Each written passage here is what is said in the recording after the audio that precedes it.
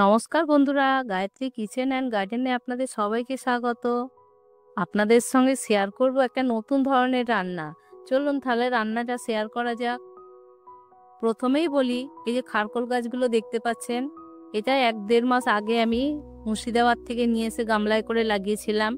দেখুন কত সুন্দর গ্রো হয়েছে, পাতাগুলো কি বড় বড় হয়ে গেছে। এইগুলোই কেটে এখন রান্না করে আপনাদেরকে দেখাবো। তাহলে শাকগুলো এবার আমি কেটে নিই।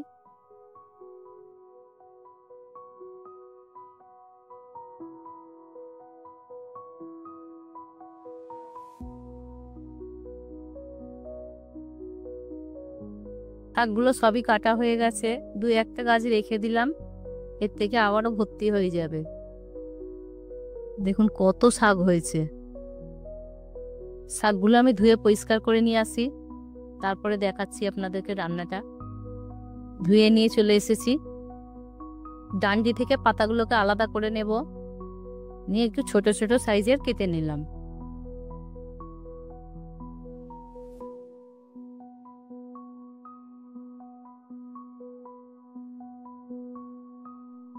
এইভাবে আমি পুরো পাতাগুলোই কেটে নেব।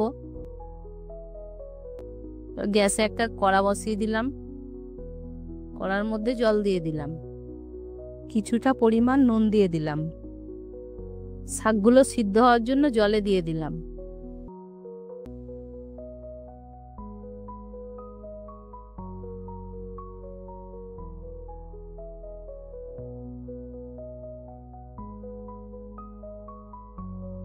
শাকটা প্রায় সিদ্ধ হয়ে এসেছে, শাকটা আমি জল থেকে ছেঁকে তুলে নেব।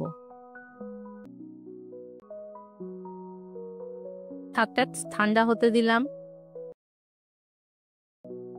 একটা কড়া বসিয়ে দিলাম, কড়াইতে সর্ষের তেল দিয়ে দিলাম। তেলটা গরম হয়ে গেলে কালো জিরে আর পেঁয়াজ ফোড়ন দিয়ে দিলাম।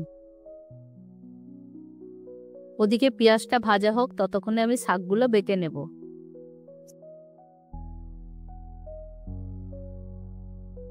শাকটা বাটা হয়ে গেছে, এবার কিছুটা রসুন নিয়ে নিলাম, 5-6টা কাঁচা লঙ্কা নিয়ে নিলাম, একটু নুন দিয়ে লঙ্কা রসুনটা ভালো করে বেটে নেব।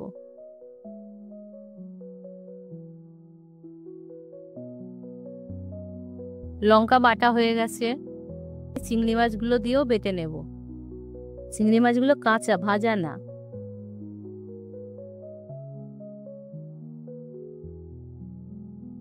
পুরো চিংড়ি মাছটাও বাটা হয়ে গেছে, এবার সব আমি কাছিয়ে তুলে নেব।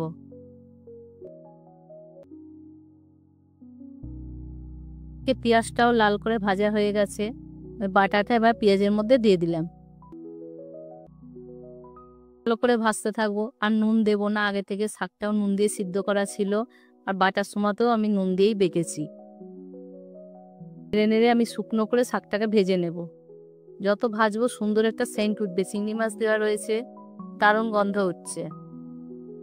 আপনারা তো বাড়িতে অনেকে অনেক রকম ভাবেই বানান, একবার এইভাবে বানিয়ে দেখবেন, কত সুন্দর খেতে হয়। এক থালা ভাত আপনার এই শাক দিয়েই খাওয়া হয়ে যাবে, অন্য কোনো তরকারিই লাগবে না। অল্প পরিমাণ চিনি দিয়ে দিলাম, চিনি দিয়েও আবার কিছুক্ষণ আমি ভেজে নেব। ভেজে ভেজে পুরো শুকনো দলা দলা ভাব হয়ে গেলে রেডি চিংড়ি দিয়ে খারকোল শাক বাটা। রেসিপিটা আপনাদের কেমন লাগলো কমেন্ট করুন। এরকম আরও নতুন নতুন রেসিপি সবার আগে দেখার জন্য চ্যানেলটিকে সাবস্ক্রাইব করে বেল নোটিফিকেশনটা অন করে দিন, যাতে আপনারা কোনো ভিডিও মিস না করেন। তো দেখা হচ্ছে পরের ভিডিওয়ে। Bye bye.